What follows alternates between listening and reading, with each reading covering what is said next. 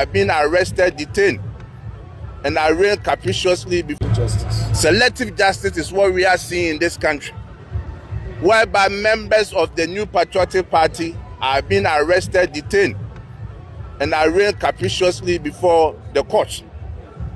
To the extent that when members of our party are arrested, detained, atrocious bail conditions are set forth for them. We believe that democracy is supposed to ensure fairness. We believe that democracy is to ensure that when someone finds himself at the wrong side of the law, there should be fairness, irrespective of the political party a person belongs to. Members of the New Patriotic Party are being persecuted, where people within the NDC who have committed crime and the court has found them guilty are being set free.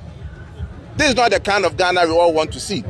This is not the kind of Ghana we all wish for. So today we are here to let the whole world know that the Ghana that Jerry Rawlings left, the Ghana that John Ajekunkufo left, the Ghana that John Atamils left, the Ghana that Akufo-Addo left is not what we are witnessing today. In fact, we are going through difficult moment as a country. And we want you to know that it bestows on all of us to protect our democracy that we have all suffered to bring to this country. So this morning, this is the petition on behalf of the New Patriotic Party to His Lordship.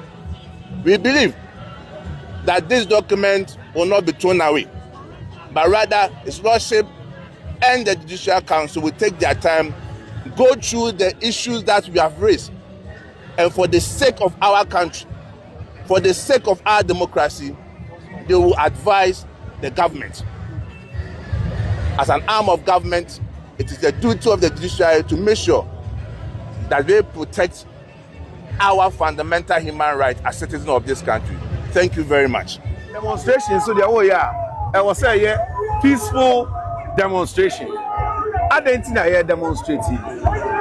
We are not demonstrating today because of insults. No. But it's NDC maybe because your friend Atamils, Professor Doolittle, and your friend John Mahama incompetent. Minya, Obika Chel say, we are Professor 1 year Biblia. We did what them? Oh, did you what them? Obika Chel say, Edwana and so is incompetent. Oh, did you what them? But yet to me a Tiobi, Ekotum say or see do so is better. Where the any idea? The main reason that we are here today is that the rule of law, no, I yet to say the diagro. Because you say you bisa buying, and you say a foie galam say so. You say bisa buying say, a yading, ena, or oba your friend sedina, or to call your idea, evidence, or call you Sika bank, evidence, or the Sikano man, another bank, evidence, or bank ni Sika mano, evidence, or G Sikano. One fan to account no or in a Ghana must go back. Or we are not signing here evidence or signing here, you know, account of Maslock, Sikana my back, evidence or and yes, say a sad electrical bosso. It's an is a wapa bicycle. I had in a 30 jelly we are or no one man any defense. Now, or see your kakwa filia. What about feel say evidence anyhow? Evidence in your saying. And no na Ghana for now, and then Omu demonstrate say the rule of law must work. You can't say there's no evidence when there's evidence. Then now look at Chairman Wuntumi case. Chairman Wuntumi case no, or no one assassi, and or the amount of this on your also. The background or say go and plant trees. The background say sorry yes on ye. But Aban say Okasa Wuntumi and now Oman ko yes adia. And ye bedding, you best you know. Pacha work already. Now, me TV the Ghana say, who are Bakokunipano, Obi or baby a Pronama, and now Obi are any Sieno, or no, you didn't to prison. Dear Jow, what we have to do, they say, if you go for plea bargain, maybe instead of a death sentence, we mitigate your sentence to life imprisonment. Or if it's life imprisonment, we mitigate your sentence from maybe 50 years to 30 years. But you can't set the person scot-free. Who we are now, we'll see only a cromwell of facilitating mining, you know, or no come 20 years. Now, or no, or yeah, the actual mining should go free. These are the reasons why there are demonstrations here today, where we are beginning to see that the rule of law is not being applied fairly. If you remember, Chroma, there was something called the Muntie Tray. Muntie Tray, no, they did a demonstration, so they oh yeah.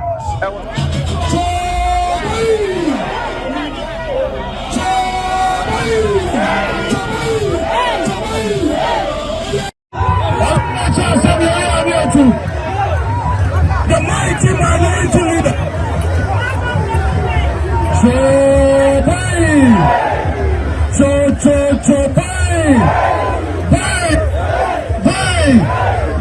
And the pay, and just what's up, any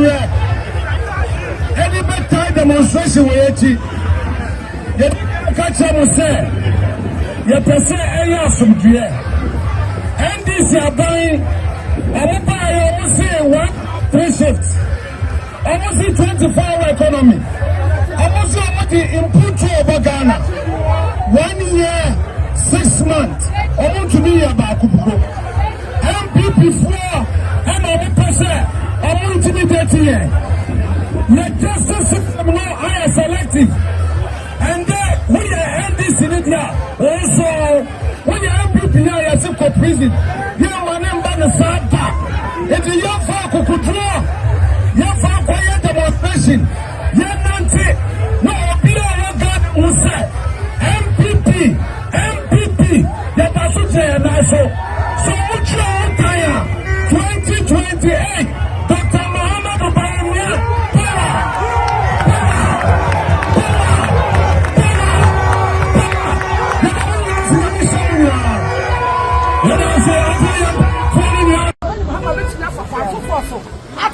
politics of insult. And yet, training one of us can follow. Obiaka said to Obi, Obiaka said to your man Penny, Sabijan Finum and may support the politics of insult. Because of men we are Mamma at Titian, we are poach and in Sayers, and to Kabira John Dramani Mahama. What's you on Ipanoa? No, I fine, no woman as I want. And Brano Prensa, so I not your Yanua. Now for me, we are seeing that who say, or you're the beneficiary of politics of insult. I know. Yeah, would see me but Taylor, Kevin Taylor, I say, on your medical, you want my money. Perpetual. If you buy another dankwa, or to come buy another dankwa, then I don't buy my penny for. So I listen to no till we tell you, and yes, yes, so Ghana first. It's your man penny John Raman Mahama. So be ya make us as much as YSR. Wait, so Papa, I'm from Twakum Krawa. I'm from no more money. So Ghana first. I'm not woman of brass. I'm not woman of brass. I'm not the best baboon. For Christian, you want more baboon.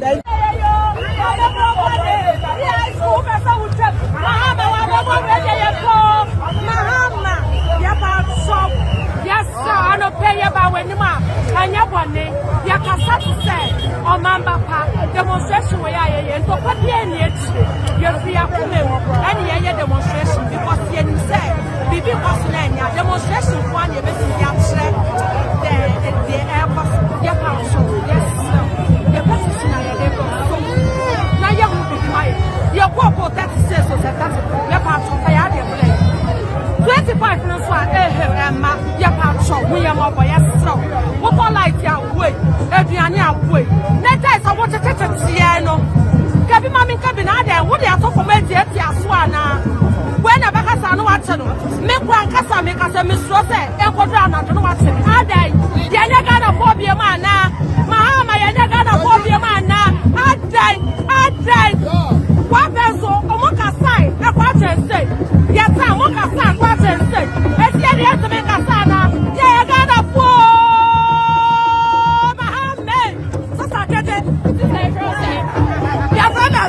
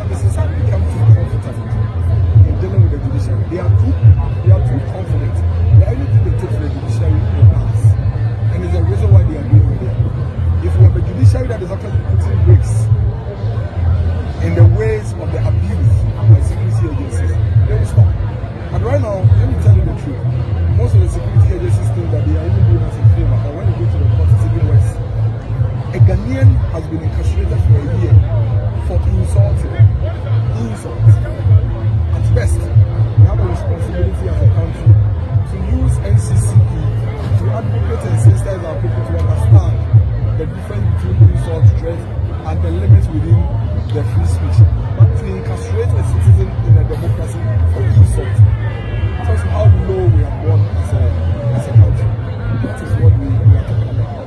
Today, somebody spoke from Boma, somebody spoke from Mombasa to Accra. A woman is speaking on TikTok and we went from all manner, and the excuse is that insult. And I keep telling the government, these people have mobile phones. They have access to an open source platform, TikTok. They are using it either ways. Your job is not to attempt to arrest a guy. How many of them are able to decipher between what is right to say and what is not? What is the government doing to educate them, for them to openly express themselves within the confines of the law, rather than using the power that you have to intimidate them to the others of us? That is what democracy. You know, we used to say that beauty of democracy. Still live at the Democracy Under Attack demonstration, which is being led by the NPP, and I'm here with one of the big wigs of the party, Dennis Aboagye here. Dennis, how are you doing? I'm good. How are you doing, too? I'm good.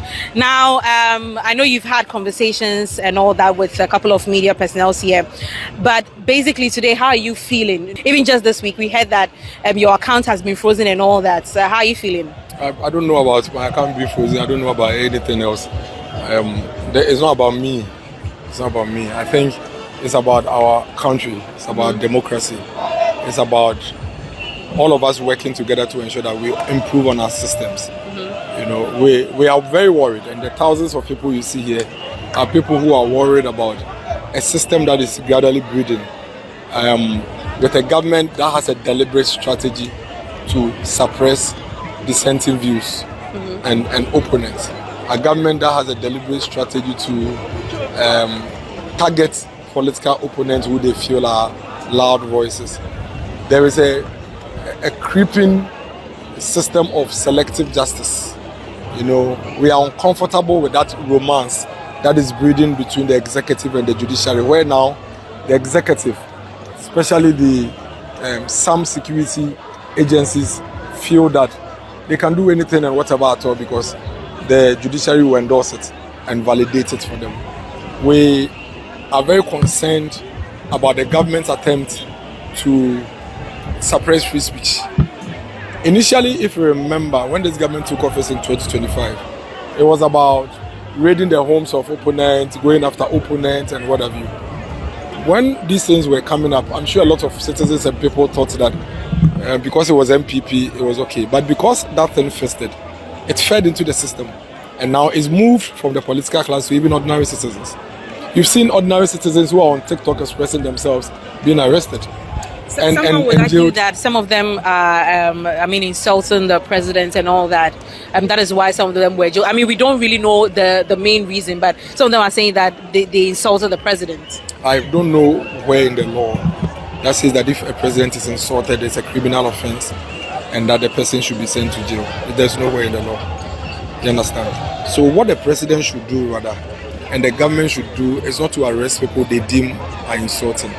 What they should do is to activate the state institutions who have the responsibility to educate the population on knowing the limitations of what can be said and what cannot be said in the media. That would help ensure sanitize the system. Because the social media we talk about, it's a freelance space. It's an open source platform. So somebody at Ketekrachi by now is speaking. Somebody in Pandai is speaking. There are a lot of people who...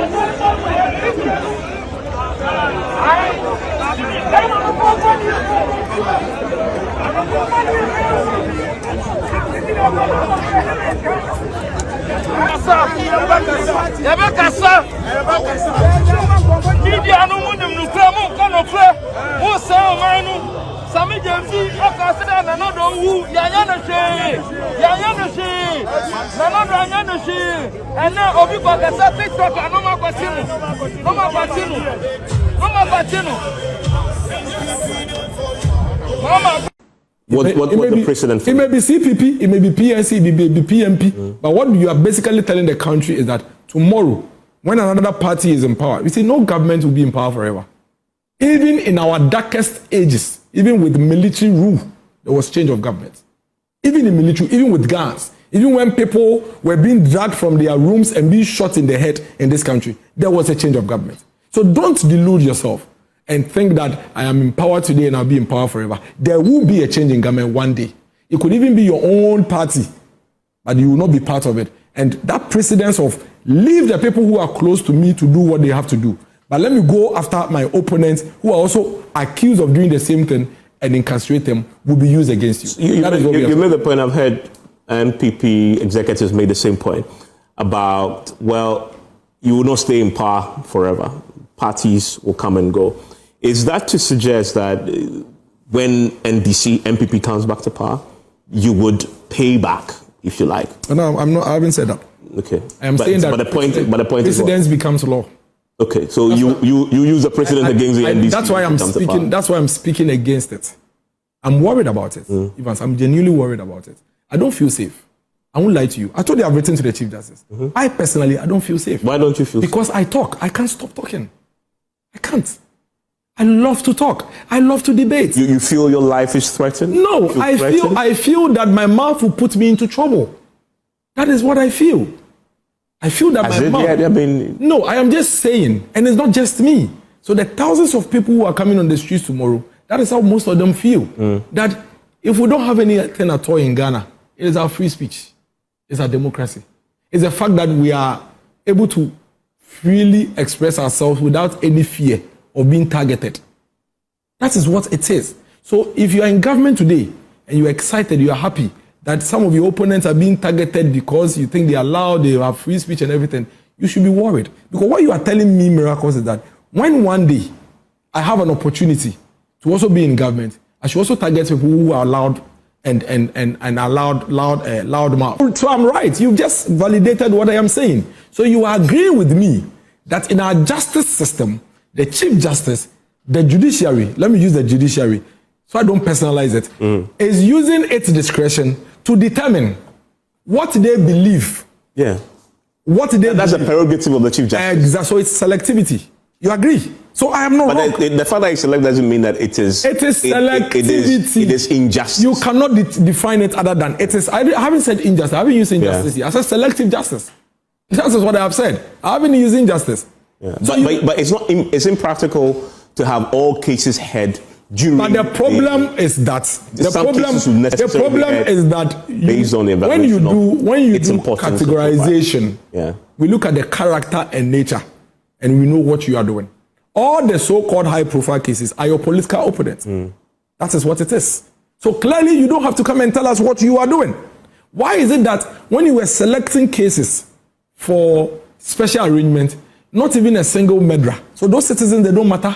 The families who have lost their family members to murderers and other people, rapists, they are all criminal cases. Those families, they don't matter. You couldn't find one that was of importance to you, except your political opponents. That is selective justice. There is no doubt about it. You can garnish it, you can spice it, But that is the truth.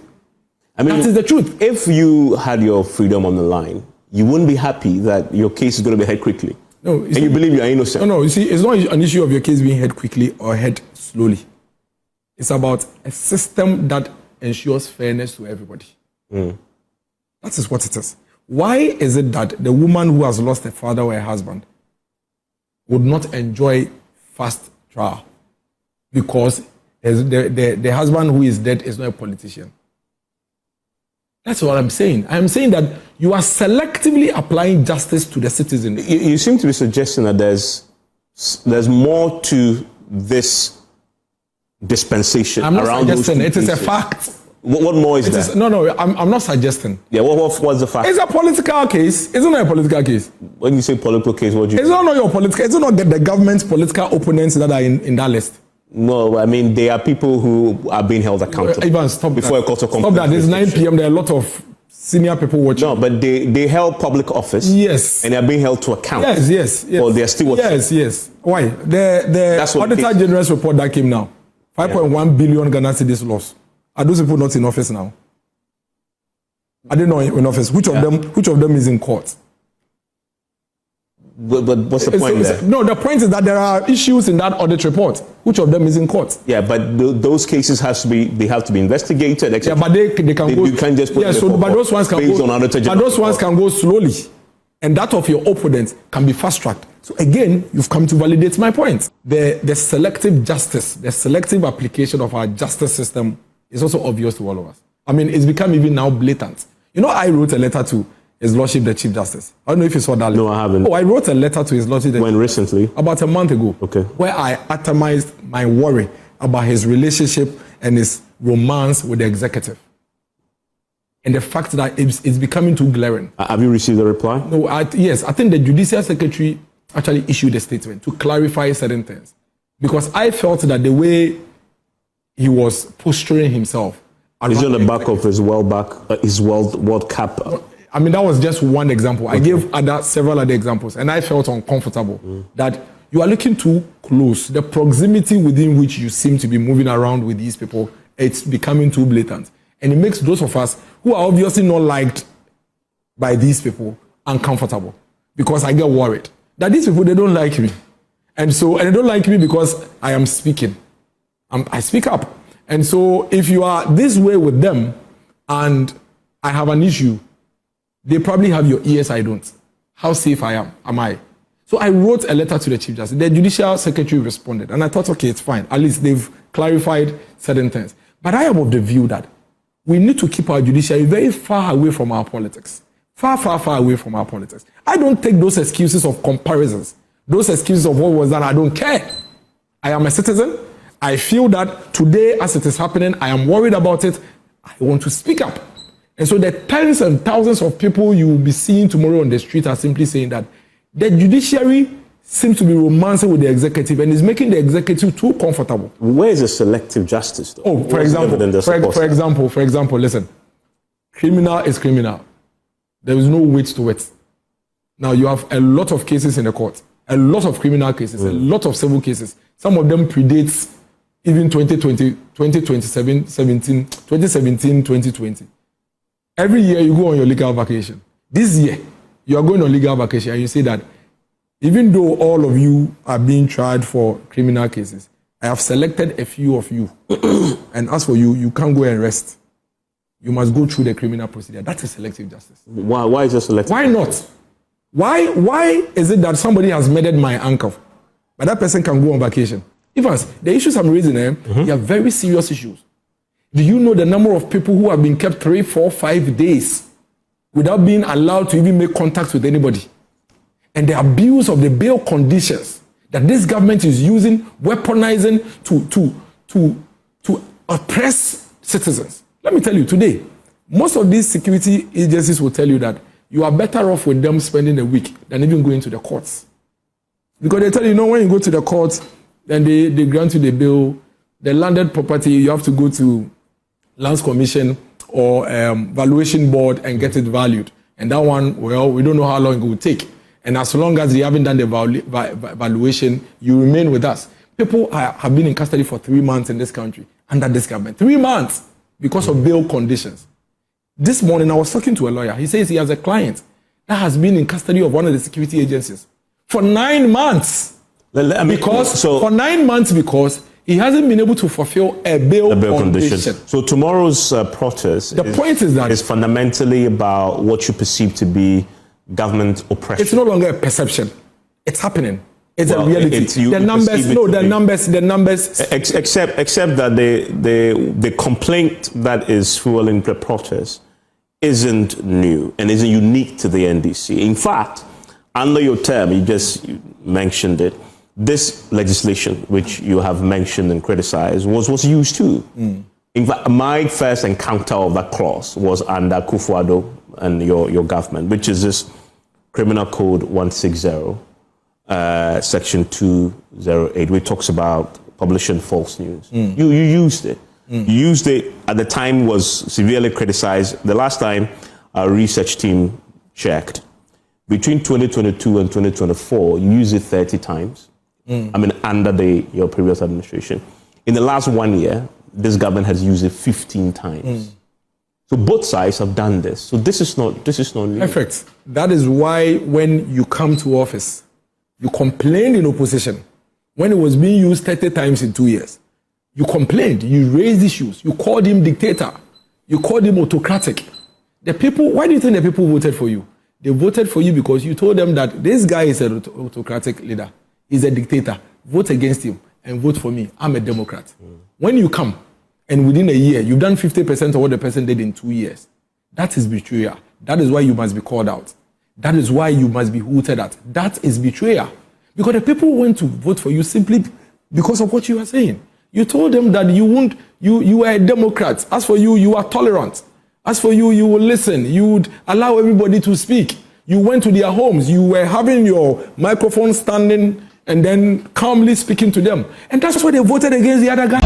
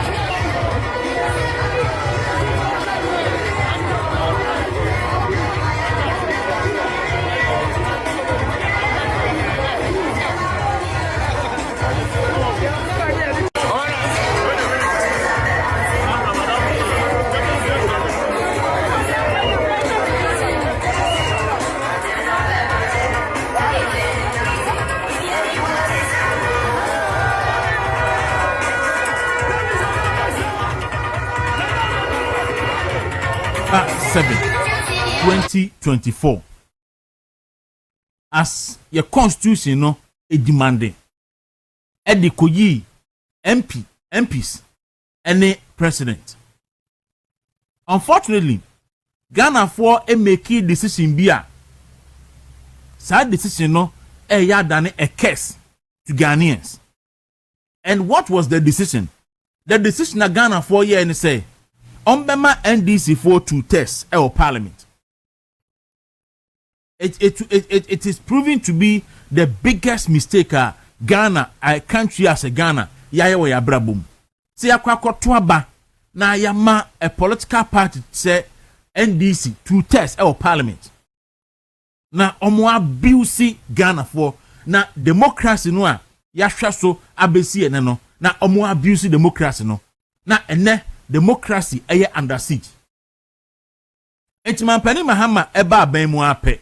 Ni odi kan ye ni say the Chief Justice ono ena Ghana judiciary no hwesoro no obeyi nadi under very dubious and very funny saying say me hun adjective me fan describe it condition. Obia nim wo man mu say ekwan ya maame Jo Mahama de maame ne fa so no enye but no wa catch in opposition say oba obey chief justice nadi ampani ampa so oba no wa chief justice nadi na we appointed 7 Supreme Court justices because we catch say oba balance bench no na ni odemiensa ekwa ho no my 10 aye na appointees we appointed about 120 judges from the lower to the higher court. It's an NDC for majority of many parliament in tea. And now omu fa bi obi a nya hwe o parliament wo emre bi omu pa bi oba emre hu hia esese ye discuss na omu timi hwem na omu timi ye ne yiye no ne ye de under certificate of agency ne ye de call in fact to the point that Santa omu di call na mfumso na so omu samba be amendment of the same law. A typical example say gold board emre abana eso obi aka bibia ontie oba ye constitutional bodies ene oko electoral commissioner chairpersons ni mienu deputy chairpersons ni mienu a resign maami ji mensa still ano omasu ano so oba ye hwe kwan a ode the opposition party no emu nipa efa so mampani Mahama aka kire se onim se ono party NDC no the government NDC no emu both the party and the government officials etu galamsey Iyoko enya the course attorney general enya the course to write to Iyoko say party mpani for me NDC national organizer national affairs vice omu ye involved and in fact say credible information say omu ye involved in illegal mining enti enya hwehwemu besi na bibia nsiye but John Mahama NDC for the Harso such a mauntum bonne bana waye na sase da ho ama obi akoso akotu galamsey enu nti ono asase ne dia no nipa no otu galamsey no emedia dance krum ntia no na efa che mauntum nkoto afiase galamsey na ekoso anda kufuado enu nti John Mahama hwe ya no se oba obe declare state of emergency akufuado declare state of emergency and no ba ye about 100 times in fact 200 and 500 times and then ensuo Ghana nyina under siege including the black voter.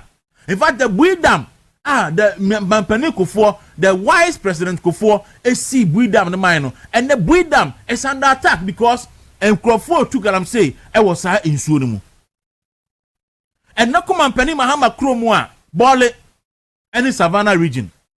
In fact galamsey a koso Bole no unprecedented ye hu bida doma say na galamsey ni ho enne kodoma akohwe o doma hene ni krom kodoma akohwe ese wani ense ka kire galamsey ya ekoso ho enne bosomtwe na no sa Asante mantam fo ani amere a aka bosomtwe ensuo no lake no enne akamu ko yehu ana akoma ties lake no na mo de sanfa esi so na mo utu galamsey bibia ekoso man mu bia impunity enne what IMF for Ebamani say $1.7 billion ya boka adanya ya cotton gold aboka e de save city.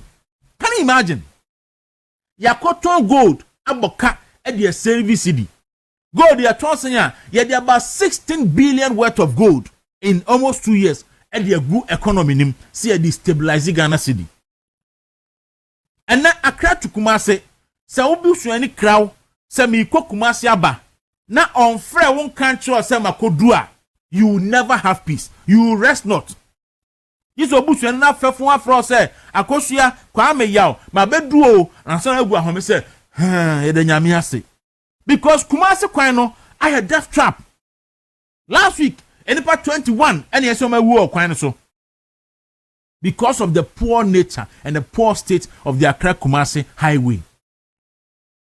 Oba ya no na Kufuor aban no ahyase na o dualize eye bypasses makumako enan e wo kwan so ba bia adwuma na du no aka $300 million aye betu adema contractor no na wa wi adwuma no omampani Mahama se onye because Kufuor ne hyase na mom okoye expressway na expressway no wa yisika 1.7 billion bia to account bi mu says can on fan nsanka escrow account dem on fan nye hwe enna waka Ghana sojafoɔ ede agu kwan so monko clear enkrofo mfuo ni nema e kwan so na wo be mo bi contractor adana wo ma sojafoɔ na ekɔ clear ansa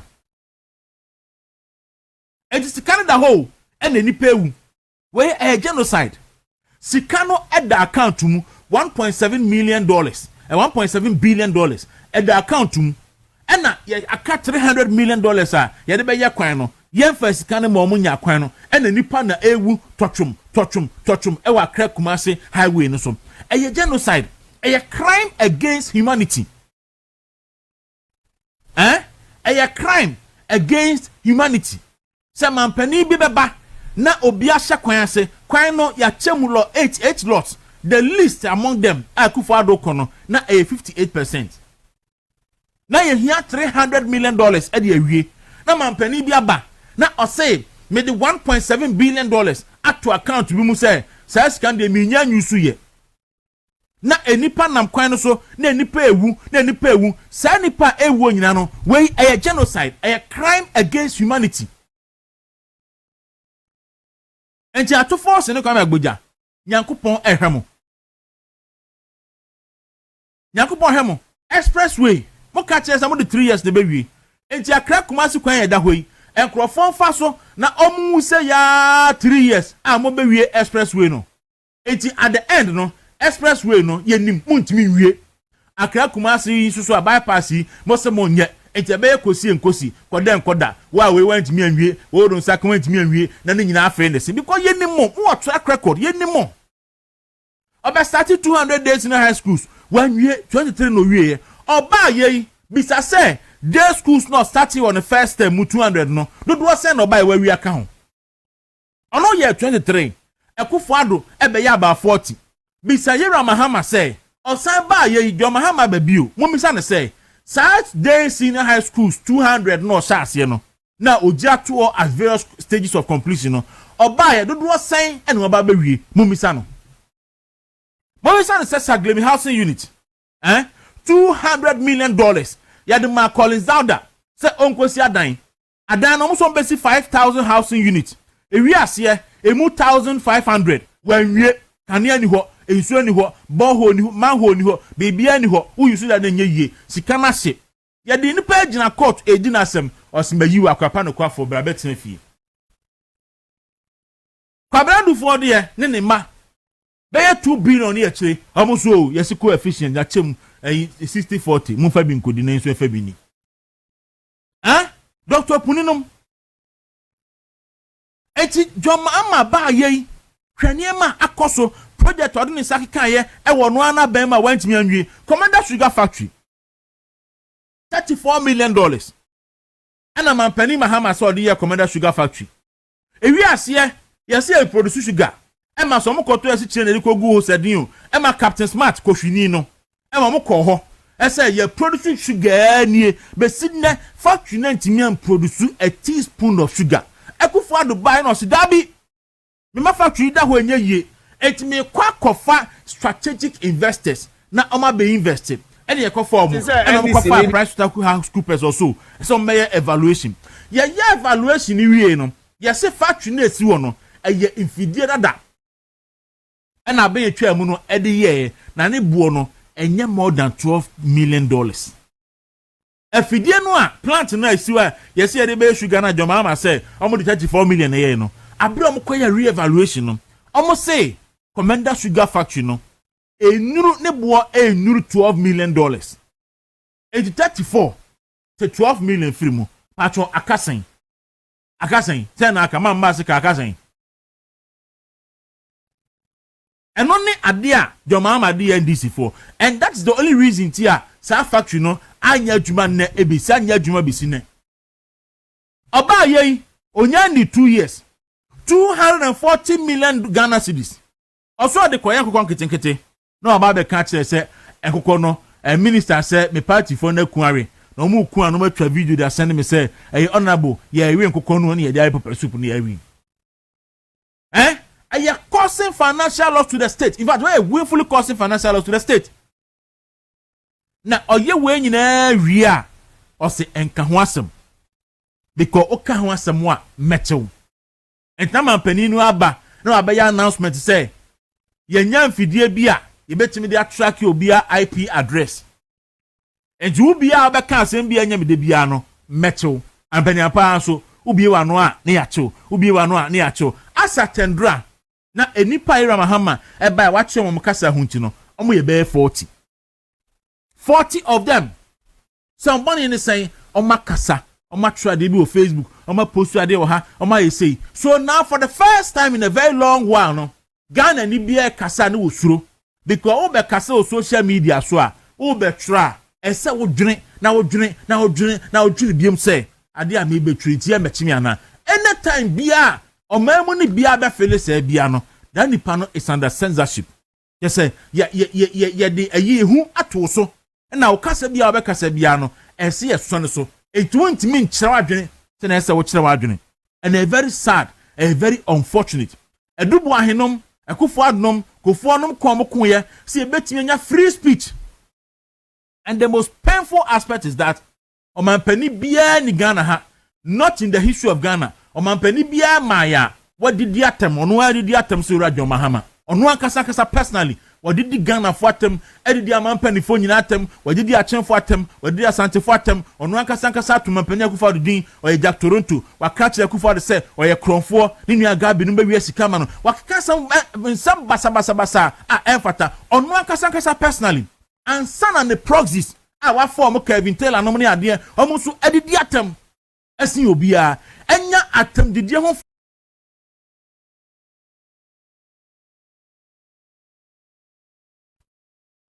enti ene NPP for free Ghana for nyina say demonstration koso Supreme Court anim ho anope ya wo ye Ghana ni brabonten na be ye wo ye kire enya saa ebe ye so obi na enya na asemu abre achiche ma wuntumi mekai omukọ ni fie okumase se omukọ akọche no aha yara me ne ye interview no na so Ghana for mun sori o Ghana for mun sori o NPP for mun sori o menye Ghana ni biom NPP for eyamunti o ana joma ama ye mi sei na nkrofo gu fam twe ne ye sere adan a ewuntumi na nya na asem wuntumi se NPP for mun sori yeso wuntumi akoyi gold wo TV so oyi gold no umo obibi ontumi akoyi gold enne edu miracle so edu Hanan so edru ayi Mustafa Hamid so Professor Miya Konfi enne MPP mpanifo a edi Iroko ani bie na akwani abasa nkolati si so di atentwi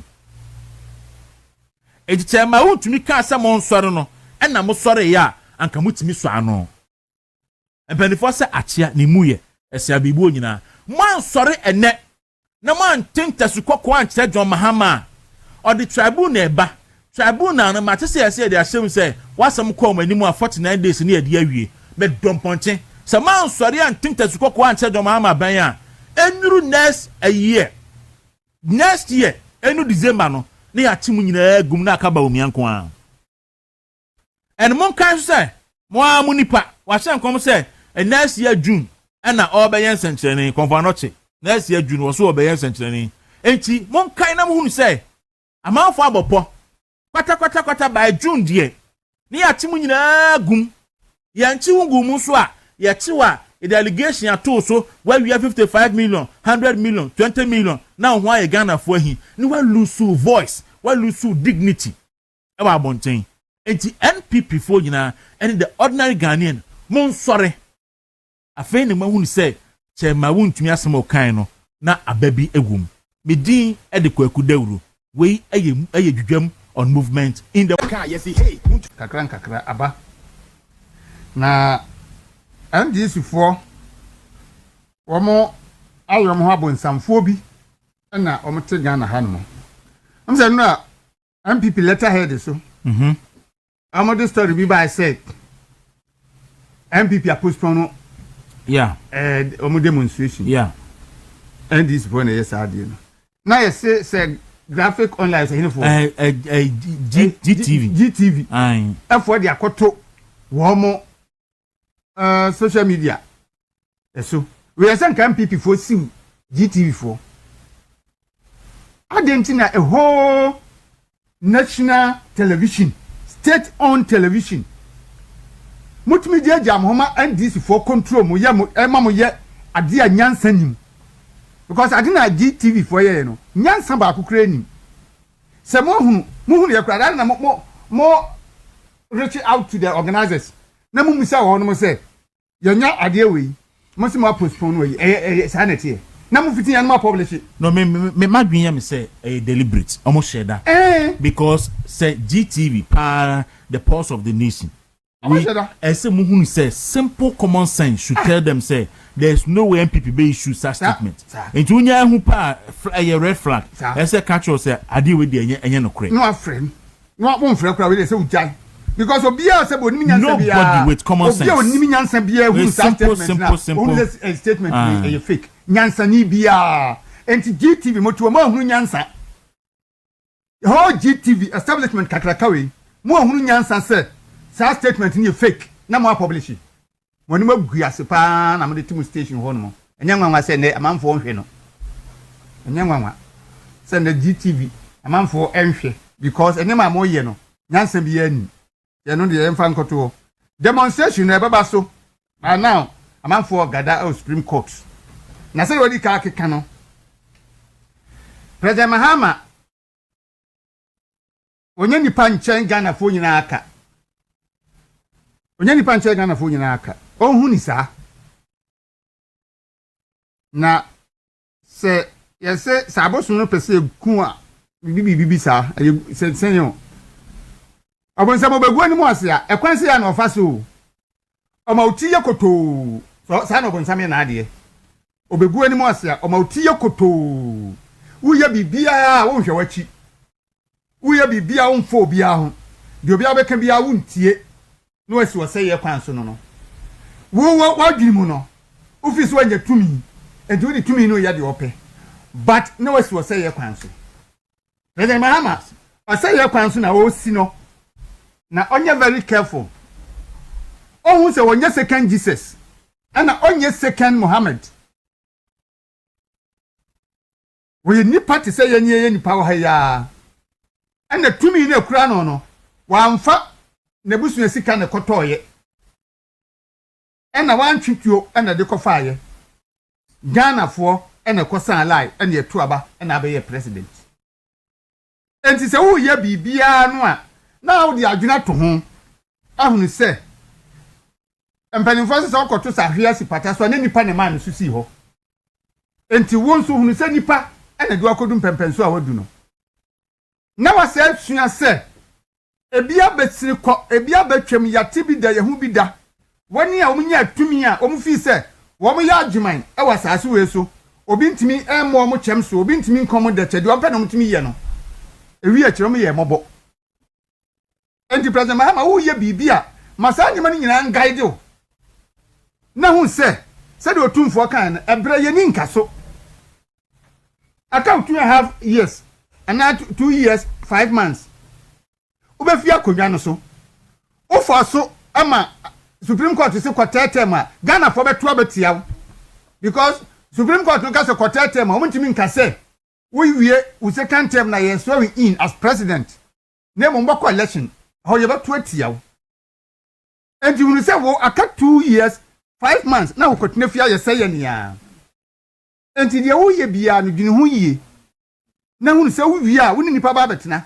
ba be ye say ye nia they said the Rollins our di party no ba onu po di tuo ba no ewie na wo awon kwada wo mudi natem no NDC fo nkwada na wo mudi natem no ba me di ekoso ye nyam nwanwa da bia me ka se CPP beguo no ekwanse na kwa me nkro me fa so NDC o we say CPP NDC wo hwemu a emu nipa no emu 90% ye CPP fo enti history na repeating ho NDC esi wo say ye kwan so President Mahama na lead sa party no to total distraction na empanifo no mo party mo no nkasa nkyere no mo ani betie no na party na gu because Kwame Nkrumah ye na dwen say obegu UP tradition no enti yanchichi omo na ni ba no so no UP tradition wo ho Kwame Nkrumah tradition egu ebi na Dwo Mahama ultra so obaye oni na NDC for say yemu NPP enti yanchichi omo ya chichi omo a ebegu no but mo oni baba mo so na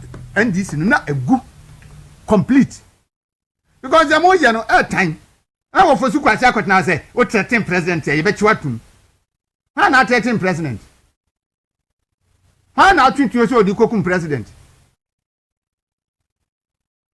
mo ana mo bon nyom mo sala mo bo nyum se Nyankopon kum na nado no na nado de we second class citizen in Ghana ha and mo kekan enya kwa fia tantan bi akwatena TV so se radio so se na nado plane na ofa no plane no fa no nkote hwinu ogu nipa fon sa bi anu no ha na kan asem mo de mo ye nyenti obi kasa anu ma so de mene se wo ya de pa wo nsuro se obi beka ho asem obi a wo ya de pa biya no o nsuro se obi beka ho asem obi a wo ya bibia o mpese e bebo so no eye nipa onim ni timu se de wo ye ne ya de bone enti o mpese obi ya beka na mo ye yanka mo onim ante enti MPP fo ne Ghana fo de ro kana no pai enye wa dwen se MPP fo na enya ebedum rebi ne ti anya yi a ebi ansa no behunu se wokra na wokotwe bibi o social media so na wokoka bibi no wo ya ndisi no na bia ne approve video mu kakra ansa bebre na de mumu omo ye na Ghana mpanimfo aye din ahwe president Mahama na wanya kwan eye de ope no awre ho se ebre bi beba sa mpanimfo no mun sam find o mo voice bia mu because andana na do dan kwakufu ado no no mo kasapa na meti se na bi se peace council for se o mo behia political parties mo atena ho ama president Mahama ye niema enya munum se sa niema na o ye na enye no se other political parties ni come ho de o ye ne beba mo ye din hwe no peace council mo ye din hwe no peace council from where me won mo ye din hwe president Mahama na mo te Ghana ha Sandis MPP for so pe ho na mbo hu se ye wo peace council o Ghana ha e be ka se MPP ni NDC dia mo ye mu nyai enya fe peace council suba ya mo de te Ghana no enya fe sa djuma no muntimi nya mu peace council no nya hu se o man ye ni peace council wom because anything na mo musim ye peace council na aban no ya dia ade o ye ne be ba o man mu daachi a mutimi tia ho ye hwe ha ja no mo ye de ope na se opposition no sore dia na mo babontia be ka se MPP NDC munya ade mo ye no enya fe se muntimi nya adwuma na mo ka se muntimi nya Ghana fo se empanimfo si ensuo tapo nkyerene a oje wo ahunu a wo hunu nipa de no kodu stage bia afro baba se kuno nansa afro wo hunu se wo ye nhwie nya ye biu abese woni a akwatafo na no mu gate na chi no o mu gate na chi ne komuku won ukokrom no nso a ye bekum wo se ye tire ha ekom no beku yen ana ye kokro no mu a se akopaduane adia o mu nso beku yen ana ye betia maku yen adia mu yen kokro no ana mo so gi twi no mo koye enti de ye say ye kan anu tuma John Mahama ni NDC fo beku yen ye kasa John Mahama ni NDC fo beku yen ana mo yen kasa ni o mu ku yen na Ghana fo tie twa o man ne betena mu sei o man na ye tena mu sei enti sa ni man ne na ekoso no o man no mpanimfo na ye din no munya hwe yie asofo no a na do time na mo ye vocal no ne mo atuma no atumu no nyame to soro hwe mo se mo ye nyame asofo di ya nyame to soro hwe mo se na do time de na mo nyakwan kasa yo Mahama ba de mo nkasa se ya ba musikanti na mo nkasa o se ye die nti se hu nti na mo ntimi nkasa o na che se mo nyame asofo hu ni mu akokoduro bra David okofa uria yire ema ye kum uria no odifo no kọ nanim kọ ka kire no wanfan wada ti se musu ye nyame asofo wo Ghana ha mum ye hunu se bu ye nyame asofo ade akwaso na nye e wo MPP abanso na mu ka sa NDC abanso eba na wo mu ya de kro na bia mo nsi kire no nka na nipa bi enye superior to others e wo Ghana ha NDC for na nya judge motumi ka se wo anim afam. Okay. All right. But as mo yen ko hwe videos no bi I feed them demonstration asiaba no na Godon so akohaba na onka ne okuhu ho emfa enkyere godo machi ye no amenia na boko de nyame adom kwaku ahode e wo ho no okay na meba no meti report bi say da se besi ni t-shirt no won hye eti enu aba ba ko London e fen Edna wo se manyi ho ma no da se besi won hye no okay but be hwe ye no so no menim de tobo menim de da se be kan ye de but I think I know why why hye no na B size na B size tell me sia atade so skills adidama and you find say jumper say we no enya atade a mo sha kopegi godon crasha enya atade a mo sha kopegi enya atade a mo de kwa sorry we obi anim say the purpose yensusu obi ani ene e pam ye enti no for purpose of you know o sha enya hwe o me chat to social media efia mi enu achi na fe o me ditizo ne edidu ato enti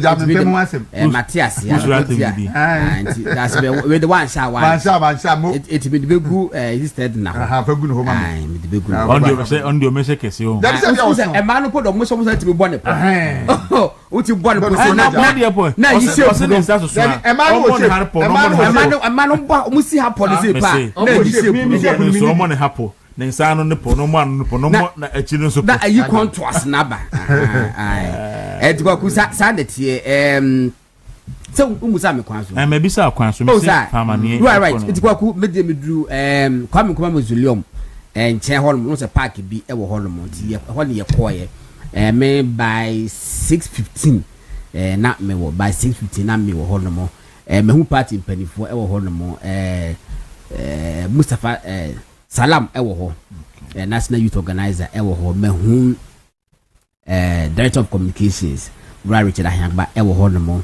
mehu se Moses Abo also ewo ho no mo party for mpedifo bibri ewo ho no mo mobilization no police for also there kokomo so ayawe videos no show abu se police for so go bibri ayi mo Eric Baton woni videos ni bi emayen enti park ni yemienu kwa museum de no eja party paraphernalia na enkofogu so moto 20 eche no ho ne ye de say ekomuni na bibiri ho no ma enkofo toto na mekoye na emrante ne maba no bi wo ho maybe abde ne pick up kakra video no police for no omuni na mo doso papa na omo so mo nse police atade so de kwaku de chapo bibiri o me pese me rebe fi asem bi mesre NPP for emrante ma ba wa na wo ho no ana afi omo kol omuni di kakra ansa no moduru ayi ho grounds ho minwa de kra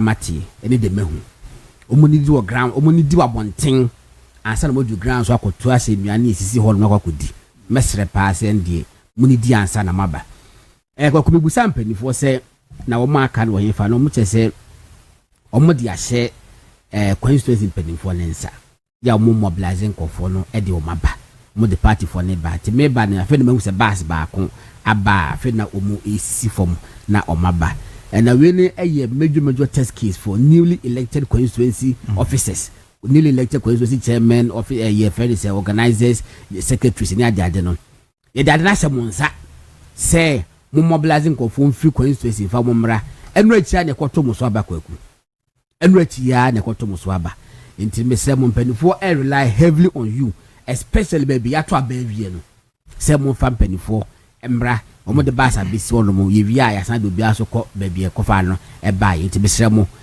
mo ma mpanifo mra me ba na mo say is not polite much so aba yeah nti no nkaka akra e pick up just that your time ne de time de share ye no say as ye dru no kakra dru ho ntem but afi na dodo no eba na say dodo na so ma ya umuntu but I think is say enam say be ko Supreme Court first no Supreme Court one de enye nipa bebre ne be ko empanifo pe ya omo ebe present petition no na ebe call no nti no megidi say enam say Richard Ahangba ewo ho Mustafa Salam ewo ho ene nana bi nana Aboagye mo so ewo ne de megidi say enche bia no omo betiba kwa present ade no ewo Supreme Court nti we no eye kwan no ho we kwan ho video me tu ka me ba no na me yi we ti kwan ho video ayi kwa muzulo mo nche ho mo no the bus stop ewo ho no mo nti kwan no ho na me say MP for no go bibria ma ye videos na akọ na kwaku utie mu a nipa bibri bu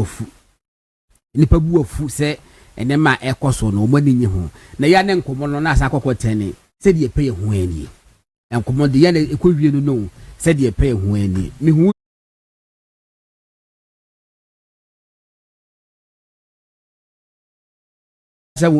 ope guitar carabins anya osu Naomi tema yes Naomi wono so e wo hono mo na onua bema na nampra ya me political affairs manager wono so ho na namamu enyina e wo hono mo enya sengeto me hu ayi so ho Kolisnuama aspiring national treasurer CNN wono so ho hono mo na supremo so the urban wa branding ho pa almost in nkofo no se fita na isi atade tuntum so na almost aba I think say nkofo aye organize me no ka say abo 8 it maybe 8:30 die say be no move and I say whoebe 9 o'clock die be just that no move free kwa muslim ho no mo a e be mo ko present ade no e wo Supreme Court mo via in fact nipa be do so krompa Supreme Court 8 o'clock die staff no say dan nyamai don be twen kakra and a park me no bi o car park back bi ye dey private property GC before there nti security for no buy no maka say ya fa krata bia no mo say ba be use mo facility nti no the nye no mudi ko ka chimo so dey be hwe na obi aye but nti ase aye adwuma say ye nko converge ho no but udu ho no ma ubetime atwam across over nti no omo ate ase eye so far no kwaku me said entity say obi edidi I was to be a demonstration edidi atem ye se tie ne sa ne ma no we de menya enhu bi sa etini ye so wo fie na uni said be ye tight ye that important and critical na ye besre say fo ne che kwa me koma musulium the Supreme Court opposite hall mo na no ye nyina because nkoma ye die no na the rukase bi say so far as okuta digital device say ye tablet to say ye mobile phone die potential no ye betimi achew potential no nkofo e chichom ni bo pa nyom na ka bibi o ma hye bibi keke eti won so no busa wo se won hye bibi da na ade keke o ma hye no etimi fa so echi wo mo video ya President Mahama video yi was say unless they give me $150 million that video keke ya obi ko hye no say achi ni pakro ya abdate no say ya ya no ne ba ko mpa mienu ya abdate wo wa ka wasem kra ye nche o unless they give me $150 million. Well, can I say we enchill no mo an said ye. Nigeria for kidnap food. And I'm ranting the busa said unless they give me $150 million in a day. Eh dey bad dia. Why no all this kind of free no na or the yet day e you be the dbd ska dey buy a president dia and I say o man dia. These are legit questions that question the petit busa. We go busa so yes ya. It was who took kwani buza say fa na won so a ye buza na ofri Jamaica ba na minu so bontwe ni na wie dia oka o se said the pay me ni o said the pay hu said the pay hu said the pay hu God answer be dia kon and the reports e dey feed demonstration as every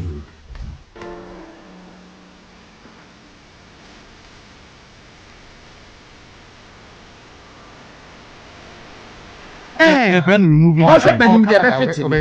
you dia me ye mo achi na minim se dia me na this spectacle say bread as bread na mu se da se be mu se de bo be dia ade de wako wia me kas wako wia ya no magu hu fi yes because e bia anya sa neti ya no wo de be court wo ka e fa ni se wo betwa me damage se na de kan abonten wo betwa me damage civil matter defamation of character defamation of character na me ko na yakoka ho asem e wo court ya no police for emetimi ko detain me na momo no under President Mahama die President Mahama who is behaving like a despot no wa ya was say make enam say waka say da se bre spectacle say ehanu ye gidisi me gidisi bia wakọ wi anti no me ka asa anti no ma create fear and panic you see what the fear and panic the ba criminal na wasa ka say enam say me ka asa me nyanyina so nti no false publication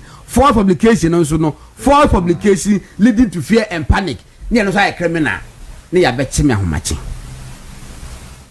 but ke Jesus was say what catch as much da se bre no it wo good as be hu fi da se be pa no ko twa me damage no ye da bi what the criminal ni beto say person a create fear and panic wa catch IGP mo nkoche no se meti banku asa mi die o se he fa mi wo se he fa mi wo mi ja park so bobola so dem kro ba bechi ya ba bechi Now the moment I be stretch freedom of expression and this abuse no obe stretch this I know abuse system no now we can nipa kasa bo ahedimu yenka say wuntimi nka enkasa na momu no enya asem bia lo bi kan ye defa friend say criminal route Akufo-Addo say I prefer noisy mischievous press to sycophantic one.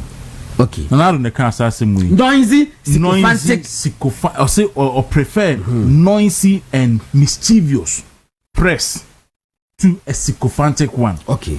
27th of October 2022. And another can say media near the atom near criticizing me crano. Me prefer no as in media the be a vacancy na nyankwada.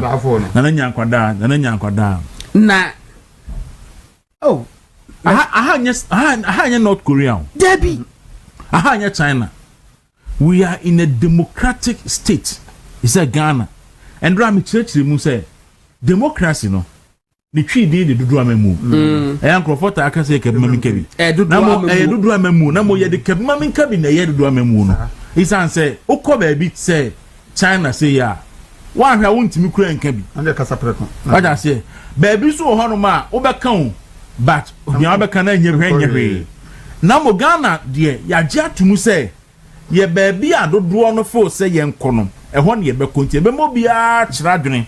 Na etie obi awi a na dodo na decide say yenko benkum ananko yenko nifa. Sa process no ene de John Mahama ye den e bai. Na date na de wa bawi a ene watoto bibia promi. Na democracy no ne na ye gina so nyina na ubobu no. Waso judiciary ye bunukum say pain. Ene parliament mo de ahyem botom de egu atopre. Electoral commission mo gina mo so make us say deputy commissioners no mienu a resign. Ye target commissioner na mu say onu se beka na say amontin. Aja say asoma ye omo negotiation akoso. Nanka.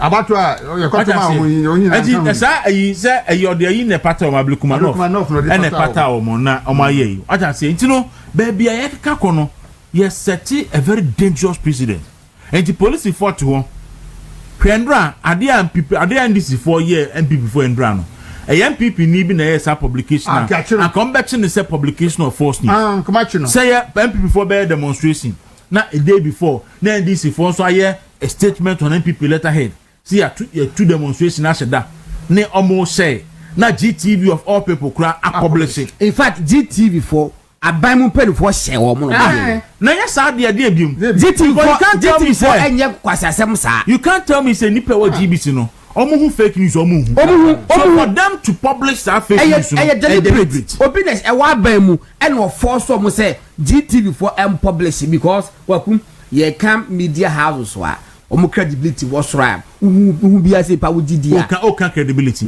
ye can media house bureaucracy juma bureaucratic principles yeah no say odi bi we tu say obi ni obi ansa na akọ e don person mo say sa bureaucratic process na be 5 nsema obi antimi a flag say no ho kama ya juma kama ade we fake news and they couldn't even apologize to NPP for still apology in my own no but I think say was a part of the Trump take you on crata de come say they here unqualified apology anya sir MPP for report to GTV Emma National Media Commission simple because I'm here in that time MPP for report to GTV Emma National Media Commission say mo who say NDC for asheda kwakoye fake news say demonstration ye nya ankobium na GTV say kwaku okay ade pass through nipa be 5 editors nsa e be pass through sub editor asa na editor ankasa amafa na approval na ma publish mu wie ya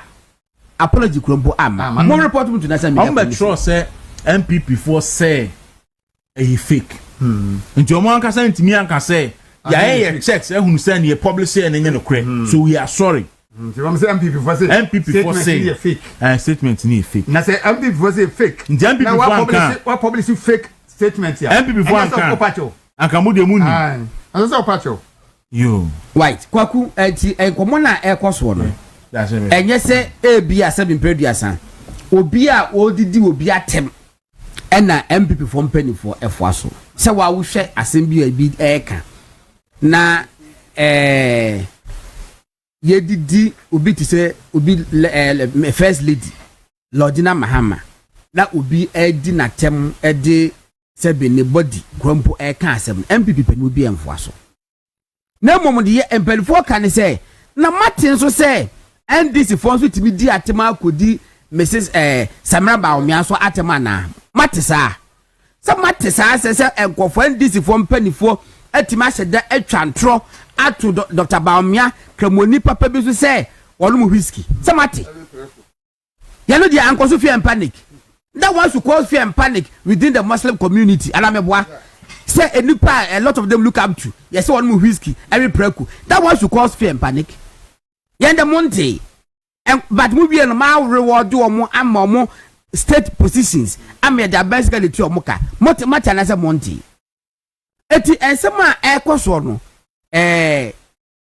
se kan betwa benkum a se benkum ya na se betwa difanso ya enso betwa baba kokoko bi ade na duru no enkofo a mekọ omo wo ka che se kikiki na nya ya keka no su enyai send this for di atemu a MP for su be di atem and you can't stop them and that is a justification say ade na memento agwaku ebe me din say memeta so obedi di mami atem na me respondi na me de be ma di onyame beba enye hwe na ana ma me kwase ko be disappointed in me it is a what na say udidi Dr. Baomia atem so dia the only person be call after no John Dramani Mahama who is the president people will go after him and so it is in his own interest obeja nya atwom sem na okoja aso de man na wo kan wonu amuna kasa John Mahama as president no o saka na dwen ono mu nya dwen sakra sense do si omu nipa na wo di department basa no asim se Ghana volunteer asim se Ghana vo yahu yate yade yaka it is in his own interest so obechi MPP for and this for so yeso a wonchi wo mo but eche no ebe kwa kosi say de ehu ni say achemkwa ya chi achemkwa ya nka nche bebi kura de na ekọ ya nka nche adwuma wurafo adwuma bia so wura ya de firi kumase edwo so ebe hyenkran obi ani bebi ko time ko modini beduru ye omo for so no police headquarters emma watcho na fe ni say statement abra ni lawyer eni hono Camilla Alasan so manage the statement abra the lawyer anyone kwaku adewe it doesn't happen ono crowd also mo bono Camilla also mo bono take the pictures for almost said man on can say obi ma me ma bono botro e wo police cells say national security hono ma bono na the lawyer ni hono mo na ma actual statement am wa plead guilty based on that guilty na one wo plead yen one tiase it was say wajitu se we no anyi ba bi wonchechemu okoya court agina ye so edna tum wan ye all right ma me kwa homa ne somra na me nkodi enkomo ye ne honorable member of parliament for Asene Manso Akroso eni enkomo honorable George Kwame Aboagye dodo na Afenyo Oluwa ono ana ye ranking member energy committee of parliament na ye try see ye be get to the grounds na ya ye interview en hwehwe and draw party headquarters omo ye press conference. Honorable, good morning. Good morning. Number to na hu ti sen o. Aboagye adaruma me o ye pa. Ede Nyankopon ase. Ye hu na ache nti me bi say afi ya. Akakire and World Bank was maybe a Daniel all satisfactory. Say enyoma ye was energy sector debt recovery levy no and so na so I no me starting free last one so I no or just a kana ye in the near difficult to amendment ye see this and correct recovery no a kana net that hono 1.257 billion US dollars and then a cano I could do 1.517 billion US dollars as at May 2026. Now almost target to cry until my yellow just by 2027 no another 527 million US dollars every time I account. And almost just new man this bano I been stop all reforms delayed procurement and weak governance. Then you might be saying in a World Bank for a site is a case and at that 2 cities, yeah, by a cat where you produce so then a driver for a moving on Kakra. In the there is other transport organizations, TV, FSA, Omokra, Exo, Omo, transport firm. Into no such 2 cities, Nanka, at the Papa, a boy in Nanso, and then you say, maybe a chum check for a buying a side deal with you. Now, when you know, a car, a better ho, a year, no case, these are no car, 800 million cities, and petrol, and so acquire 99.4 million cities. We the time measures 2 cities to 1 month, a car better over 400 million cities. You can in Abuma, I have a 1.3 billion cities. Now, so we at that, MP for MP, because we used to imagine when you free taxes. If you imagine now, and Kauto fuel say 2 cities to 1 kaya. Oko Kumasi, I say 2 cities. Oko Bolga, Wa, I say 2 cities. Margins are only year a Juma or Hono, and no honor, Seke Akoba. In the Seke, Mochina, the Betty and Nino, not a Sabaka energy sector recovery, leverage, a debt recovery. They are saying adding another Sikabeto debt recovery. So, and then young minority for, and I'm NPP. Yang ebusa say na that relief by the abeg why in bitia efrehi na da ben na ta maguru ebi free ho eno na yang eka because abai ma bosomi baako na afi de tosomi ensanso eye anajo ye be sorry abeka kakani sorry around 1 a.m. Yakopa energy sector debt recovery amendment levy by na yedi fuel oil use or my industries use no you are to force my HRC say I'm a force more girls that fuel oil instead of say diesel no yedi almost than no say diesel inti adi amanka ne sa ne component ana ne boa na eda energy sector recovery level year 24 pesos and then on the 1 cedi 59 pesos abeka ho na could do 1 cedi 93 pesos ni na ne say among for small girls inti no wa ba ko to be genuinely bi akoye adwuma no we are yebema refund na no ne yebusa say sa refund bi we say unipa na industry na because it as industry is super industry na wakoto ka fuel oil no obe cost to e dia kan product o produce dia ba abonten no na ma enyoma ne bo no asa akosoro ma ordinary Ghanaian no you say obaka so obe ma refund o si 2 weeks obe ma refund na 2 weeks no how obe order in document yi na be ba obe dey identify we ye genuine da benda you want memu hay enipa yin kimi man refund ade abechi ne beka so o taxes kura here ye be afi o taxes mama ni ade a whole lot into no be cost no ordinary industry no cost no e be cost into eno ho tan nyoma mi ensen na eno a ye di tuja a tray in a movie or high bisa question say you are to force na bonte na ebi wo no ma omra me ya no na eti nti na okay eno a press conference na the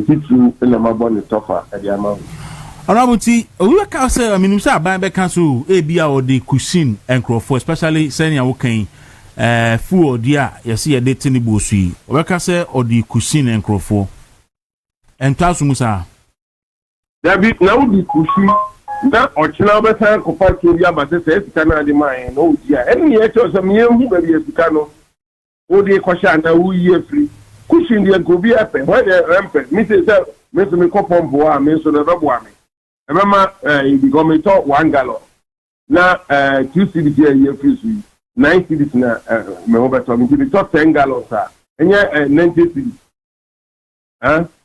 90 cities. Then come here, and he said, Uyi, Efuswa, Obin Cassanya, a yepa, Nemono, Bakuni Daho, the Uye and saying about 900 million at the home. That's the 900 million, that would another 400, but how, Pali, build up those that now are MP, a MP for books, and I was to see Aminoka say. And at the end of the day, no MP of body, I energy sector debt recovery, there be an energy sector debt recovery in TV. And you say, also, Aboagye Panadia. What Boadia, may you sampa, who you free your taxes in January, no. But I will be industry, need book my daho, regulator, and book my daho. And the hope for why maybe here. This is the question. I see. And see, our parliament, sorry, answers on a bit more her names be for him. Yeah, I know engineer press conference. Everyone, ma, say almost first person near the idea. Only me and Chichima, I'm the Baba. And the parliament, the Babaka, everyone had the better questions that Kobusa. No, Papa, if you have a Busa, you have a Yano. You are to force it, any energy minister, finance minister, and energy minister, John Jinafo. And that questions, you come home. You are two. And no, you almost supposed person, no man can say, and now I say, Parliament resume because UTA, your press conference, they can Mr. Parliament resume measures now. You be go community say, best friend of your now, Oma Yahu, if you are cannot did that in the house, then you may why in a bit here, every been done a bit here, they call him, and you cancel. Young for bed in this time I took Ghana also. Now, quite a Konuja Quentia. My issue to be any age or Chebu midnight Nasaba energy sector debt recovery levy. Why if you are 50% to Nina so add the cano air costro, add the cano costro for now medimam because you say your energy sector energy stabilization fund. You say 12 budget for fuel price this year was around $70-something dollars. And now fuel price is going to call over $80, and which means the Kabi Ewa I cost us stabilization fund. In Kaba say, the Hona who they absorb that problem here. Obi anybody. There's all the cannet to her, down will be books or the 2 or Trebi, yes, I'll be Chadia. That was watching 2 cities. But the one change, one boy, this year. The son is here, the question is you. I see. Honorable Yate, you better ask now. And pay more demonstration in Biana. And then media, because I know a press conference, so many media from here into the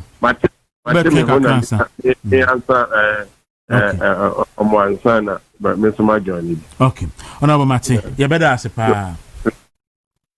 All right, I'm saying to you, Honorable George Kwame Aboagye, MP4, Asene Manso Akroso, and ranking member, Energy Committee of Parliament, and no Atchi and Komui. That's a bre.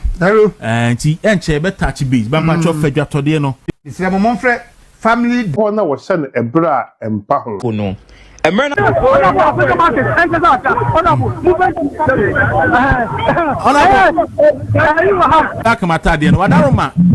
far, then I stand saying, yes,